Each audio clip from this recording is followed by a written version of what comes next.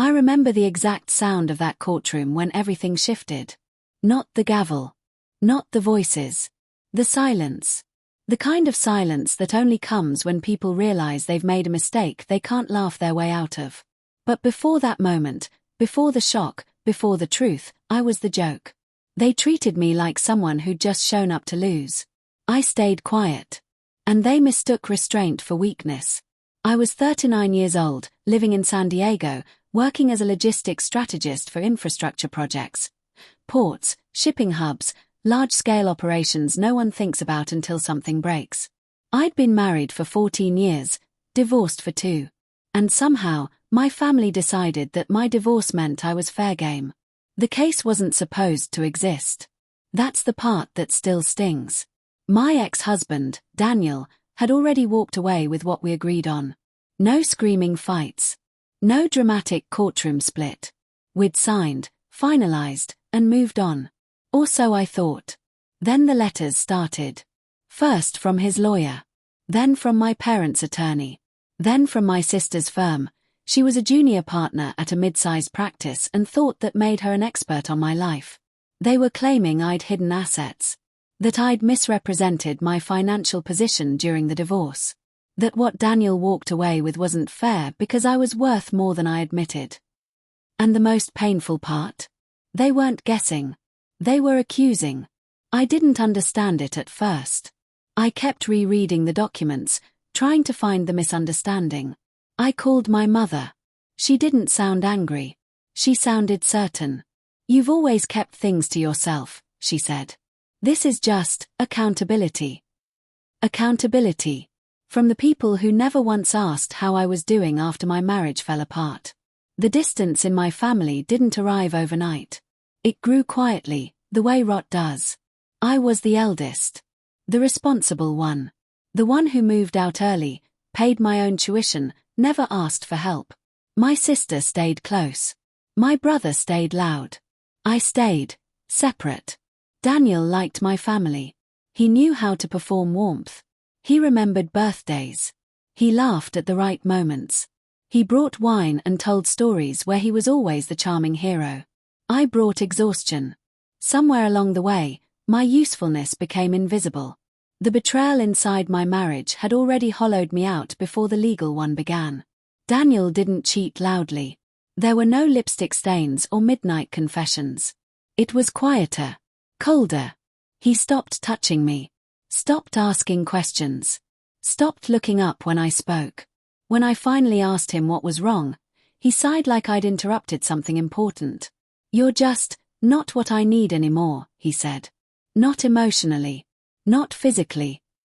I remember asking him if there was someone else. He paused. Long enough to answer honestly, "Yes."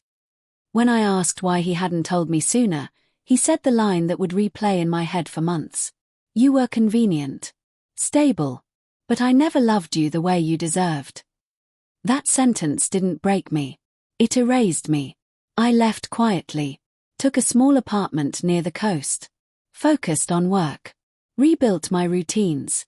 I didn't call my family every day. I didn't share details.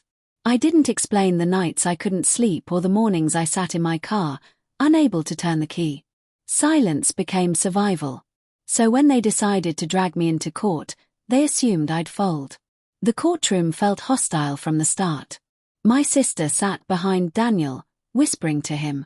My parents sat together, hands clasped, faces tight with righteousness. They all avoided my eyes. I heard someone laugh when my lawyer introduced me. "She doesn't look like much," my brother muttered. I didn't react. The accusations were laid out cleanly. Too cleanly. They claimed I had underreported income, concealed ownership interests, structured assets to avoid division. They made me sound calculating. Deceptive. The judge listened. Took notes. Asked questions. Then my sister took the stand. "She always thought she was smarter than everyone," she said. "She never needed us. So why should she get more than she admitted?" That was the moment something inside me collapsed. Not dramatically. Quietly. I realized I'd spent my entire life being underestimated by the people closest to me, And I'd help them do it by staying small to keep the peace. The confrontation didn't come with shouting. It came later, in a conference room during a break. Daniel looked at me like he was finally seeing me clearly, and resenting it. "Why didn't you tell me?" he asked.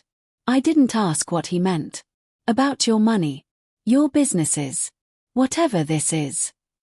I met his eyes. "Because you never asked," I said. "And because my life isn't a performance for your comfort." He scoffed.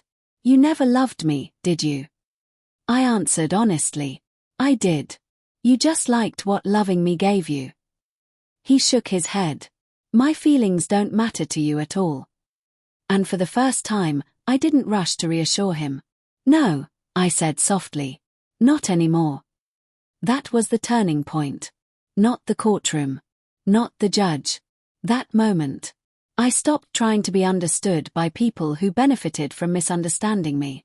When the judge finally asked for clarification on my financial disclosures, my lawyer stood and submitted the documents. They weren't dramatic. They weren't flashy. They were real. Independent ownership. Premarital investments. Entities established long before Daniel ever shared a last name with me. All legal. All transparent. All mine. The judge read quietly, then looked up. "Ms. Reyes," he said, "can you confirm sole ownership?" "Yes." "And no commingling?" "No." He nodded. The room changed. My sister's face tightened. My mother stared at the table. Daniel's lawyer stopped smiling. The judge closed the file. "This court finds no evidence of concealment," he said evenly, "and no basis for further action." No fireworks. No applause. Just the sound of arrogance deflating. They didn't apologize. Not really. My parents said they were misled. My sister said she was just doing her job. Daniel said nothing. I walked out alone. And for the first time in years, I felt intact. Not victorious. Not triumphant. Whole. Because the lesson wasn't about money. Or winning. Or proving anyone wrong. It was about boundaries. About understanding that silence isn't weakness when it's